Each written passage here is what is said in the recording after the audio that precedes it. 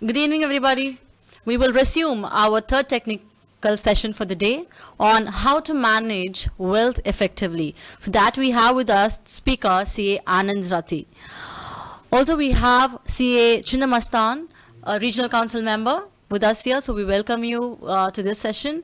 May now request CA Chinnamastan, regional council member, to give the speaker introduction. Session speaker CA Anand Ratiji and senior members of our profession and my dear members, a very warm good evening to everyone and namaskaram to all. We have here one of the legendary personalities, Sri Anand Ratiji. I feel myself honored for being part of this session where I was made to share this virtual dais with such a great personality. I don't take much time as members are keen on attending one of the interesting topics lined up with today's program, which is definitely relevant and most interested topic for every one of us, and how to manage the wealth effectively. I would like to recall a quote given by Irish statesman and the politician from the Great Britain, Mr. Edmund, which is relevant for the session, which goes like this: if we command our wealth, we shall be rich and free. If our wealth commands us, we are poor and indebted. Members, it's a great privilege to introduce CA Anand Ratiji. CA Anand Ratiji is the presently chairman of Anand Ratiji Group, a leading full-service investment bank founded in '94, offering wide range of financial service and wealth management solutions to the institutions, corporations, high net worth individuals, and families. CA Anand Ratiji is a gold medalist chartered accountant in the year 1996. He was a member of the Central Council of the Institute of Chartered Accountants of India during the year 85 and 91 and contributed significantly to the advancement of CA profession in the various capacities. CA Anand Ratiji has been ranked as the best domestic private bank of India for the 6 consecutive years from the year 2009 to 2014 by Asia Money Private Banking Polls and the best wealth manager by CFI and UK since 2015. Mr. C.A. Anand Ratiji was elected governing board of Bombay Stock Exchange in 97 and 98 and became the president of exchange for the 2 years from the April 99 to 2001. During his presidency, he had honored hosting the President Bill Clinton of USA and late Prime Minister Atal Bihari Vajpayee and many other dignitaries. Before establishing his own company, Mr. C.A. Anand Ratiji was heading Indian Rayon and Industries, now the Aditya Birla Nevo, as a senior president. He was also instrumental in setting up the Birla Global Finance and Birla Mutual Fund. He is presently chairman of Brahma Savitri Ved Vidyapet Trust Board, Pushkar, a school teaching Vajirveda to around 100 students. With this very brief, small introduction, I once again welcome you, sir, for this virtual dais. Thank you all. Thank you so much. I would only like to add 2 things. One, our speaker comes from a very humble background and today he has established things what stands today. And very importantly, he is also our past Central Council member, which many of us do not know. I was fortunate enough to share a program and I came to know about that. Anand Ratiji sir, over to you, please. Thank you, sir. Sorry to interrupt. We have e-felicitation for the speaker.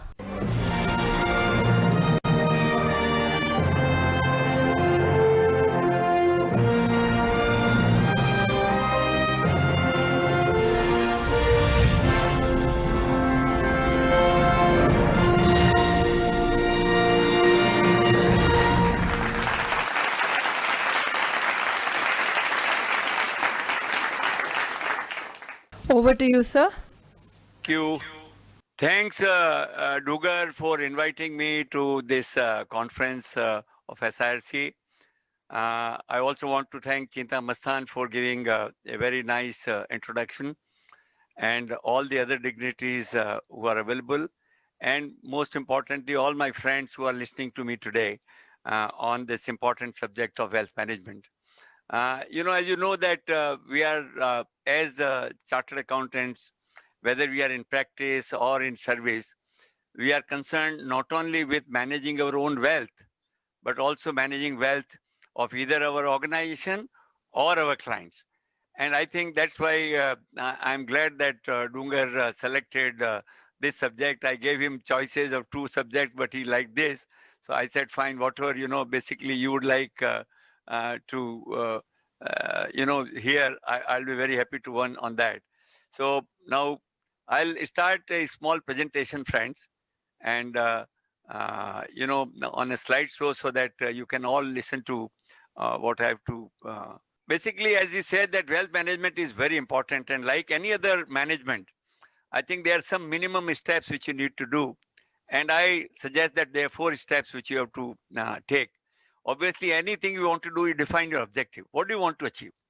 I think that's the critical thing for anybody in life, whether you want to become a chartered accountant, and after becoming chartered accountant, what do you want to do? So first, define your objective. And then once your objective is defined, you must have a well thought out strategy to achieve the objective. Obviously, in any wealth management, the risk management is equally part of it. So you define your strategy along with the risk which you would like to take. Because at different risks, there could be different, wealth returns. Then third, obviously, once you decide the strategy, you implement the strategy, and then you have to review this and rebalance. I'll explain these in little more details. So going to objective, I think anybody who wants to create wealth has to have clear objective to beat inflation. Okay. The government, as they announce, is 5 to 8% inflation during, you have seen year to year. But if you look at inflation for people like us, because, the general inflation has a lot of weightage on the food, whereas people like us have many other costs. So we have estimated that for people like us, the inflation is about 10%. And therefore, you must, if you want to manage wealth, you must target return, which is more than 10%. So if, for example, if you have 20 crores today in hand, and your objective is to make it 60 crores in next 10 years, then you have to target a 13 to 14% return. And along with return, as a tax expert, you also plan your management in a way that your taxation is at the minimum possible or reasonable level, obviously through the legal means. And then you also see that how do you safeguard? If you create those assets, how do you safeguard it in long term? So you have to safeguard against the external risk. And also, why do we create wealth? Obviously, most of us don't want to consume wealth or don't consume wealth in our lifetime. We want to do it because we want to leave it to our next and next generation. So you need a proper transmission of wealth. Now, between, I'm showing the difference between what government has been showing as inflation, and if it is, let's say, 10%, the government has been showing 7.39% in last, let's say, 40 years. In our view, if it is 10%, then between the two, the 100 rupees with government inflation becomes 2359, whereas with 10% inflation, it becomes 5476. So you see the cumulative effect of the inflation. So you need at least 10%. 100 should become more than 5,400 to earn 10%. So what is the strategy? Now, coming to strategy, how do you define a strategy? So first of all, as I mentioned earlier, you need to define your risk. How much risk you want to take? I'll discuss in little more details how the risk is to be defined. And then based on that, you decide your asset allocation. What is the asset, which asset classes? When I say asset allocation, asset classes. And then how do you have a review and rebalancing? Also for safety and security, how do you create trust and will? And then obviously, how do you do the regular review of your portfolio? So what is the risk? This is the most important, friends, which you need to understand. We all as chartered accountants know that the standard deviation is measured as the risk.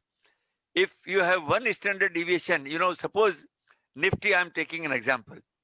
Now, Nifty's standard deviation is 13. Okay. What it shows that in any year, the Nifty can be on its average plus minus growth. If the growth is, let's say, 15% in last 40 years. Now, it could be in one plus minus standard deviation could be 2% or maybe 28%. The chances of that probability is 68%.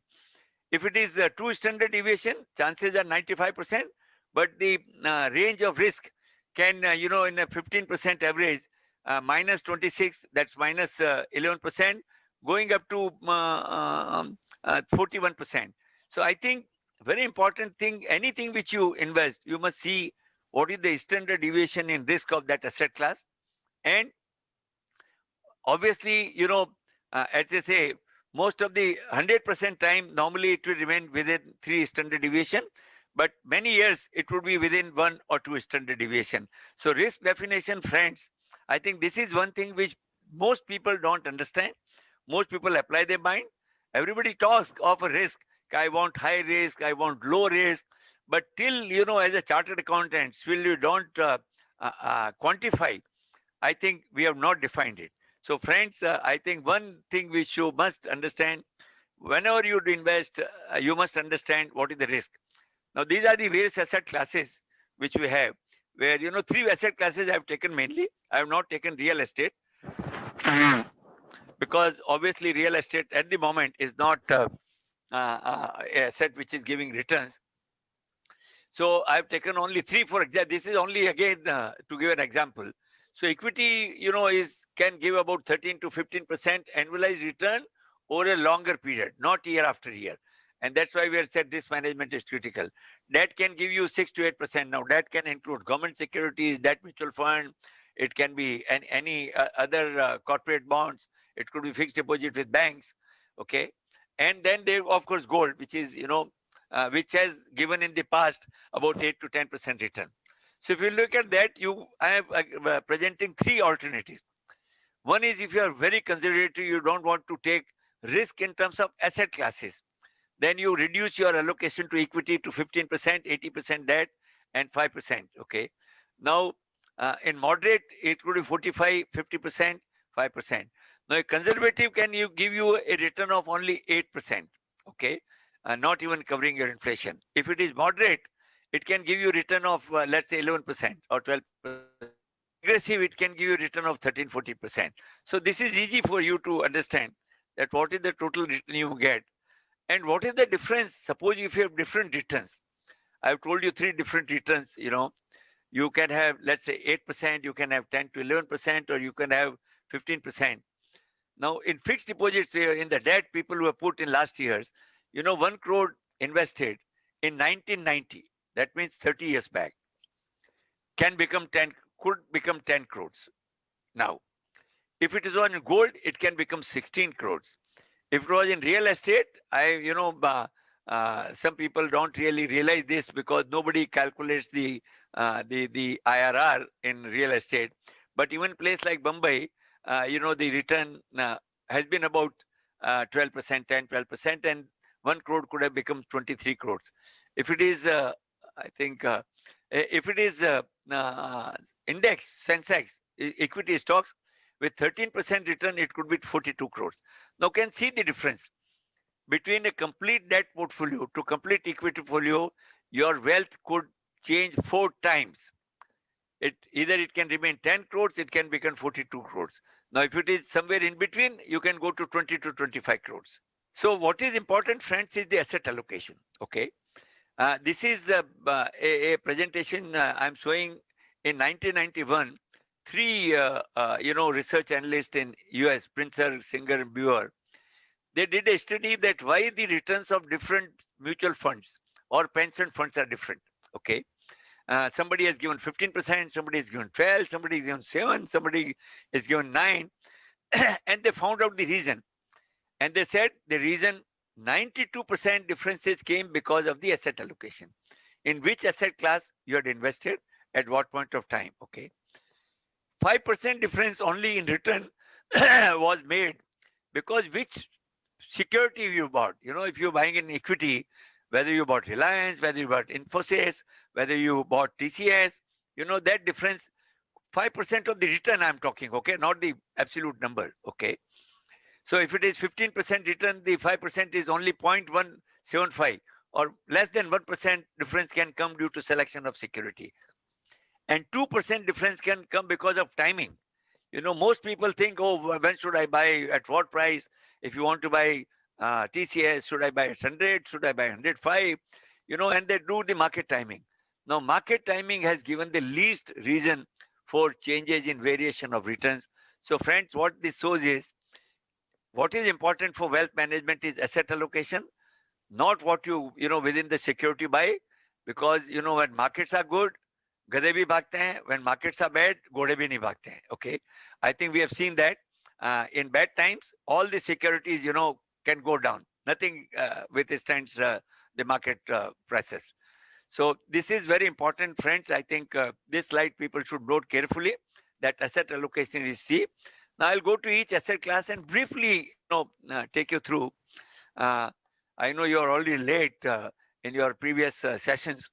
So, the equity markets, why people are afraid? Because they say it's very volatile, and it's true. Year to year, it can change. So first slide, first chart shows 1 year variation. So, it can go as high as 90% in a year, and it can fall as much as 50% in a year. So these are different years, which are different, actually, these are shown perhaps every month wise in the return. So minimum 53% minus maximum 92% in a year. But if you take 5 years rolling average, moving average, then you can, the loss can go to 5% only, and maximum at 44%. Okay. The moment you make it 10-year moving average, then the minimum return in any year is 5%, and the maximum is 20%. So what it shows, friends, in equity market, you can make money if you are invested for a longer term. Shorter the term, the volatility affects. Longer the term, it's not volatility, it is the asset class which affects. And I'll give you some examples. How the market behave in last 30-40 years, In 1986-88, the markets had moved very fast and risen by 200% in 3 years. But from there, when they fell, because the recession came, by 41%. But if you see after 3 years, what happened after they fell? Again, it went up by 199%. So these are some examples show that these fluctuations are bound to happen. But whenever markets have gone down, they have again come back. Okay. If I have shown 3 years before the fall, 3 years after the fall. If you look at both, whenever high returns, very high returns come, market may fall. And then if they fall again, there are chances that will go up, because an asset class equity obviously is bound to give more returns. Now, what are the present, I think many people now, the one question asked is, sir, aaj market kya ho raha hai? Itna upar kyun hai? Why, because most of the time we hear about bad about economy. But friends, I think we must all learn to understand positives first. Markets gives a very good wisdom of combined wisdom of all the investors. So there are so many positives today, First of all, obviously, pandemic, there is a flattening curve, and India is considered one of the well-managed in terms of pandemic. The immunization, the vaccine we are talking is going to come, early next year. Then the GDP, growth, which has gone down 24% in April, June, was only just 7.5%. And now it is expected that the October, December, maybe, very slight reduction, and January, March definitely going to be positive. And therefore, the overall reduction for GDP, which was earlier estimated to be about 10%, now people are talking of 6 to 8%. Now, because also the corporate tax rate has been come, so profitability of corporates will improve, and therefore the corporate sector, as you are all aware, and even individuals have cut down heavily on cost during this. And that cost reduction again leads to improvement of profitability. Also, the larger companies, particularly why index also becomes higher, the well-managed companies, well-funded companies have been able to expand their market share, because some smaller companies have not been able to maintain their production. If you have seen the IIP production data, which has come just today, this has increased compared to last year. So they says that the economy is coming back fully. Okay. So I think, the markets in long term is likely to be good, but short term, yes, a correction of 10, 20% at any time in the market should not be ruled out. But there are a lot of negatives also, which we know that, most of the indicators so far have been negative. I think from this month, first time we have got this IIP positive. Then equity market have obviously recovered very fast, gone very high now, 50, 60% in last 8 months, which is obviously the PE ratio has gone up. So they look expensive, obviously. Okay. Nobody expected perhaps the markets to go up that high. Then, a lot of recovery which has come. Now, we don't know whether it is because of pent-up demand or it's likely to sustain, or it was because of festive demand. The inflation is a worrying factor because the oil prices are going up and the food prices are going up. And therefore, if inflation goes up, the interest rate scenario, which you have seen the reduction in interest rate, because reduction in interest rates leads to higher equity valuation. If interest rates again start going back, then people may again the equity market may get affected. The MSME has been very badly affected, so there have been job losses. There have been very poor bank credit growth.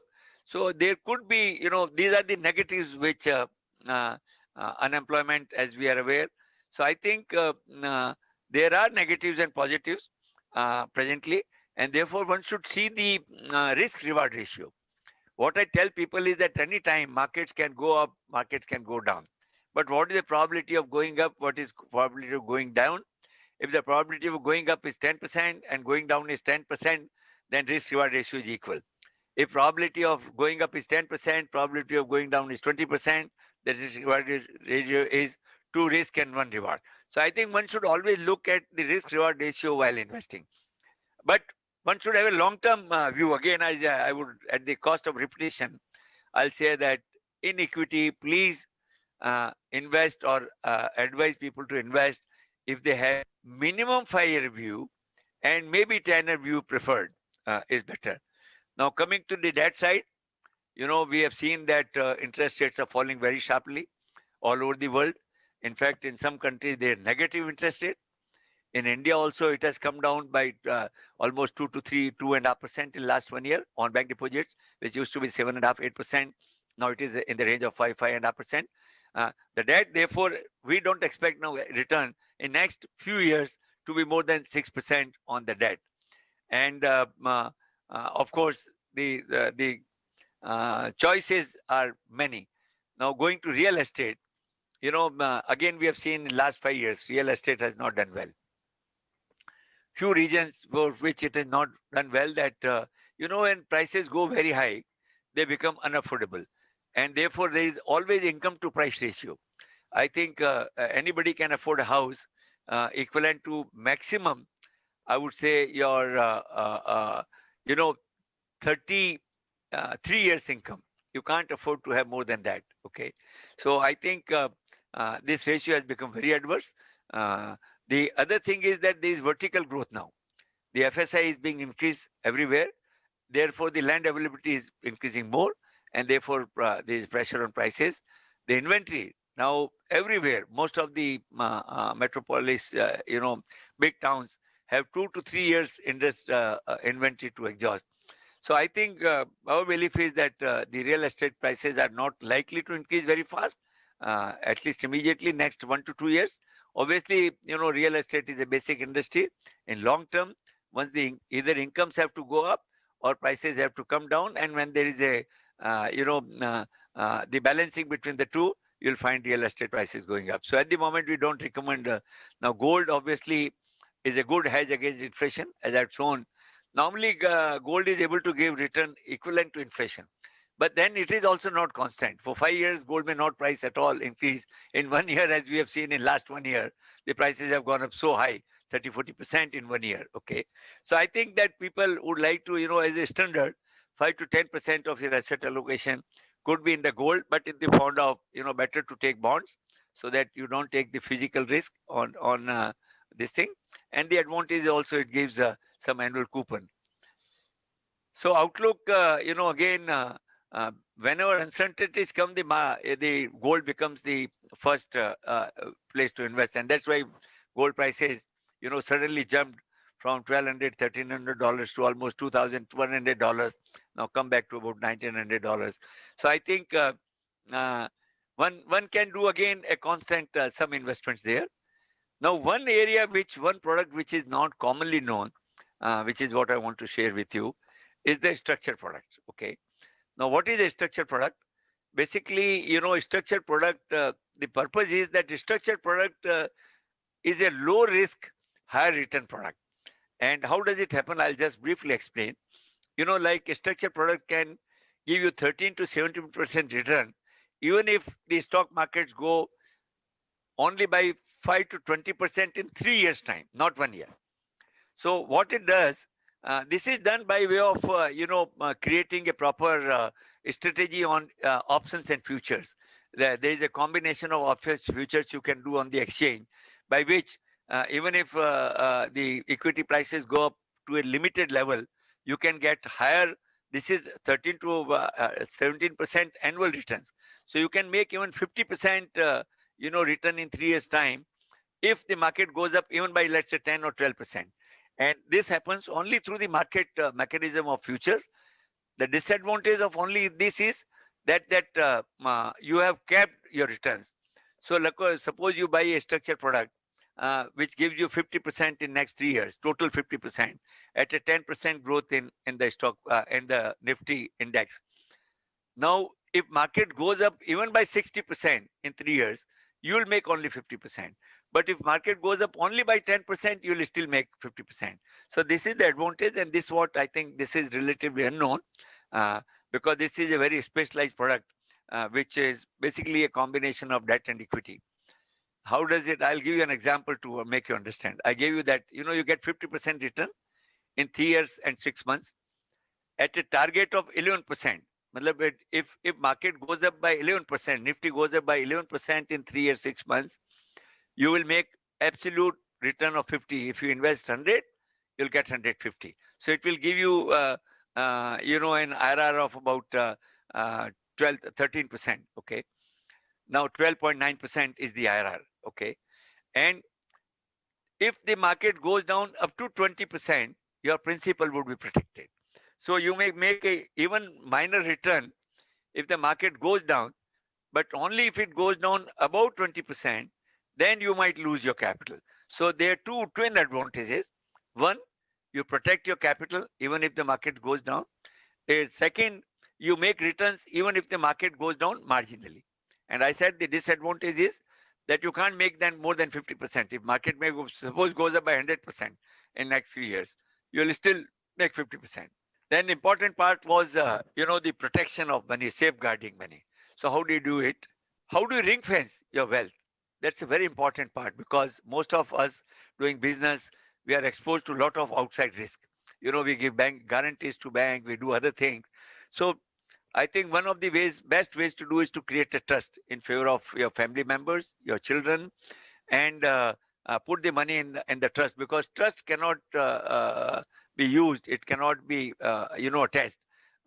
So it gives protection to your family members for their lifetime. The trust can do the same investment thing which an individual can do. So I think, and still the control is in your hand, because you act as a trustee. You can, change the beneficiaries, their interest, anything which you want to do.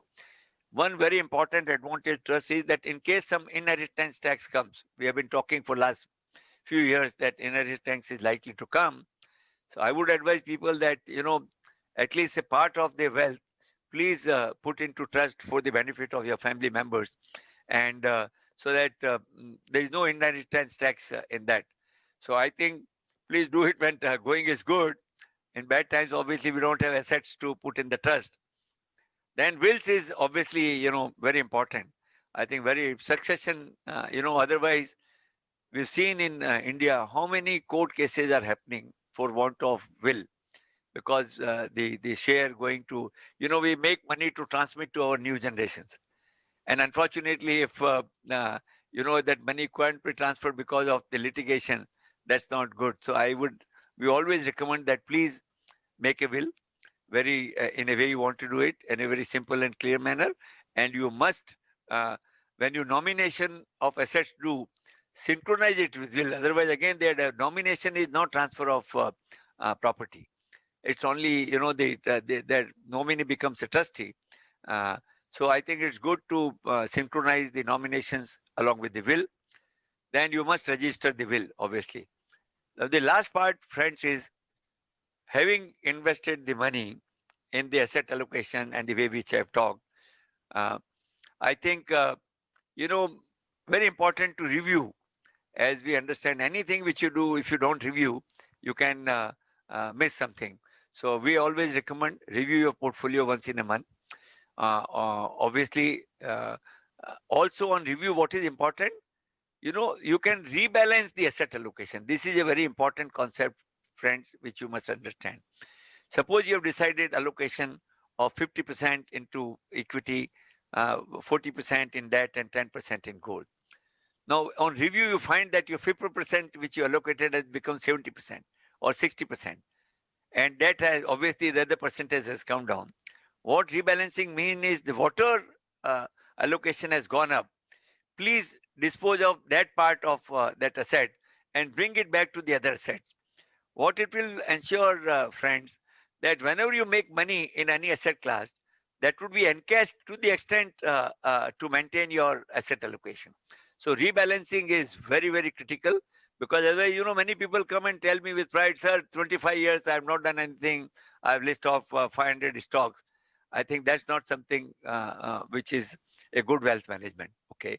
So I think please review and rebalance. And then there could be tactical changes, in a market. You must have flexibility. Ki bhai, aapka 50% hai. When markets came down in the month of March, we recommended on media, I told people, increase your allocation to equity today. Okay. When such incidents, events take place, markets react very sharply. And that's the time a smart guy will take advantage of it. Increase 10%, 20% allocation for a while. And in 6 months, we have come back. So again, you can make money out of that. And now it is, as chartered accountants, you all understand, everything is becoming specialized. So managing wealth is become very, very specialized, because within each asset class, the options available are too many. You can talk of mutual fund, but again, how many mutual funds are there, and each mutual fund, how many schemes are there. So they run into, let's say, 1,000 schemes of mutual funds. Now, for anybody to examine and select any mutual fund out of that is not easy. So like we advise people, take help of chartered accountant to manage your business and your accounting and everything. Similarly, for wealth management, friends, I would always recommend take professional help, because that can make a lot of difference. It might cost 0.5 to 1% per year, but obviously it can help in a big way. I think that ends my presentation. I obviously ran it fast because I know you are short of time, and it can help you. But I'll be very happy to take questions if anybody would like to, or if you have some questions there, please. So thank you. Back to you. Thank you, sir. If any questions we have, we'll ask to write you a mail, sir. Thank you so much. We want to thank you on behalf of SIRC for your time and for sharing your knowledge with us here today. We are so glad to have you here with us. Thank you so much, sir.